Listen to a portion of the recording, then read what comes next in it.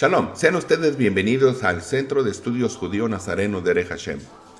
Hoy vamos a estudiar todos juntos un tema sumamente interesante. ¿Cuál es el idioma litúrgico de la Iglesia? Por motivos de estudio la he dividido en varias secciones, ya que es un tema sumamente extenso.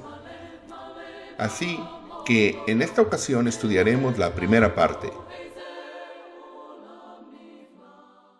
¿Cuál es el verdadero idioma litúrgico de la Iglesia? Muchos cristianos sinceros han dedicado su vida al estudio de las Escrituras, específicamente del llamado Nuevo Testamento, ignorando el hecho de que están leyendo un documento hebreo. Y leen palabras como amén, aleluya, sin tomarlas muy en cuenta o ignorando totalmente su significado. Y aún frases enteras como no penséis que he venido para abrogar la Torá o los Nabim, profetas. No he venido para abrogar, sino para cumplir. Mateo 5:17. Y las interpretan como si hubieran sido dichas por un filósofo neoplatónico del siglo III de la Era Común, y no por un rabí del siglo I de la Era Común. Hablando de esto, el teólogo David Bevan relata su propia experiencia. Empecé la lectura de la Biblia, dice, cuando era un adolescente. Mis más grandes dificultades fueron tratando de entender las palabras de Jesús. Imagine a un adolescente tratando de entender, fuego vine a echar en la tierra, ¿y qué quiero si ya se ha encendido? De un bautismo tengo que ser bautizado, y cómo me angustio hasta que esto se cumpla. Lucas 12:49 al 50. Cuando preguntaba a mi pastor o a los maestros de los seminarios, invariablemente recibía la respuesta, continúa leyendo, hijo, la Biblia se interpreta sola. La verdad es que uno puede pasarse leyendo la Biblia por toda la eternidad y ella no le va a decir el significado de los pasajes difíciles. Estos solo pueden ser entendidos si se regresa al hebreo. Lo que mi pastor y mis maestros deberían haberme dicho era, hijo, aprende hebreo. Todas estas son expresiones idiomáticas hebreas y solo pueden ser entendidas si se aprende hebreo. Cierro la cita. David Noel Friedman afirmó, el patrón de pensamiento de la religión bíblica estaba firmemente establecido en el idioma hebreo por varios siglos de uso. El lenguaje de la religión bíblica es el hebreo, como los rollos del Mar Muerto lo han demostrado, no solo para el judaísmo sectario del primer siglo, sino también para el cristianismo del primer siglo. Comparte una opinión parecida Karl Barth, quien ha sido elogiado por muchos como el más prestigioso teólogo protestante del siglo XX. Barth consideró a las Escrituras de la siguiente manera. La Biblia, como testigo de la divina revelación en Jesucristo, es un libro judío. No puede ser leída, entendida y expuesta a menos que aceptemos abiertamente el lenguaje, el pensamiento y la historia de los judíos, a excepción que estemos preparados a ser judíos con los judíos. Y cierro la cita.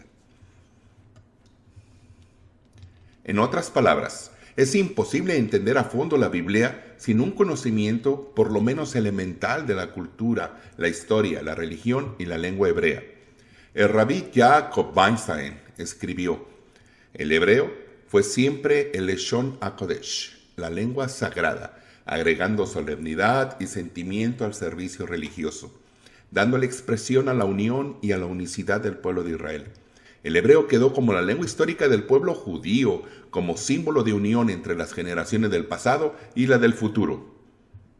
Y cierro la cita. Este tesoro olvidado es de grandiosas consecuencias en dos puntos importantes. Primeramente, el hebreo establece el auténtico entendimiento de las palabras, expresiones idiomáticas, vocabulario teológico y situaciones socioculturales del Nuevo Testamento. Desasociar esta experiencia histórica del lenguaje hebreo resulta en una pálida, anémica reflexión, una dilución y en ocasiones en una adulteración de la experiencia original. En segundo lugar, la lengua hebrea determina nada más y nada menos que la identidad teológica de la comunidad religiosa que lo emplea. El lenguaje es, por supuesto, el símbolo del significado, la expresión de las ideas por medio de la articulación de los sonidos, o representaciones gráficas de esos sonidos. Es personalidad cultural, junto con la posesión de una filosofía de la vida y una visión particular del Todopoderoso. Cambiar o alterar el lenguaje es alterar los significados y la suma de esos significados. La Iglesia, a diferencia de la sinagoga, ha usado indistintamente el griego o el latín como los idiomas más representativos de su identidad teológica por la influencia cultural que ejercieron en la expansión y cimentación de su autoridad. Consecuentemente, la Iglesia ha condicionado su erudición lingüística en 3 premisas o razonamientos. Primera premisa: el Nuevo Testamento fue escrito en griego originalmente. Segunda premisa: el arameo era la lengua hablada en Judea en el siglo I de la era común. Tercera premisa: el hebreo era lengua muerta en los días del Mesías. Estas 3 hipótesis se han combinado entre sí para enaltecer al griego como el nuevo idioma de la revelación y reemplazar al hebreo como el idioma litúrgico por antonomasia. Sin embargo, estas 3 hipótesis han sido ya desechadas por los eruditos en ciencias bíblicas desde hace más de 90 años.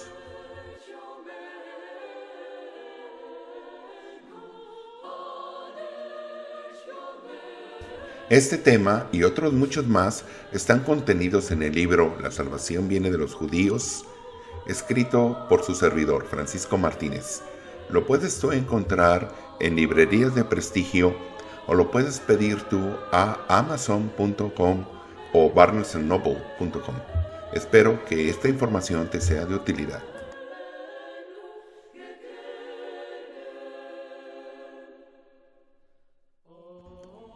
Si te gustó este video, dale like e inscríbete. Compártelo con tus amigos y familiares para que de esta manera podamos llegar a muchas más personas. Shalom.